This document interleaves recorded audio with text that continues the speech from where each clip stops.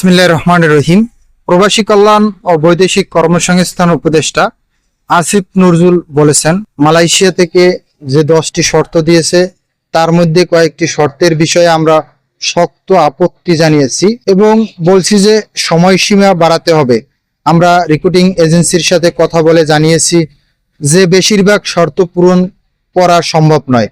এসব শর্ত পূরণ করতে গেলে সিন্ডিকেট হবে। আবার বুধবার 19 নভেম্বর রাজধানীর হোটেল শেরাটন ঢাকায় আন্তর্জাতিক শ্রম সংস্থা আইএল সহযোগিতায় তৈরি ওভারসিজ এমপ্লয়মেন্ট প্ল্যাটফর্মের উদ্বোধন শেষে একথা বলেন ডক্টর আসিফ নজরুল। সাংবাদিকদের প্রশ্নের জবাবে তিনি এসব কথা বলেন। প্রবাসী কল্যাণ ও বৈদেশিক উপদেষ্টা আসিফ নজরুল বলেন, এই শর্ত মানতে গেলে অল্প কয়েকটা বড় রিক্রুটিং এজেন্সি সুযোগ পাবে। আমরা সেটা চাই না। আমরা চাই সুযোগ যত বেশি সম্ভব যেন অবারিত করা হয়। এজন্য আমরা এই শর্ত শিথিল করতে বলেছি। তারা আমাদের আশ্বাস দিয়েছে যে তারা এগুলো বিবেচনা করবে।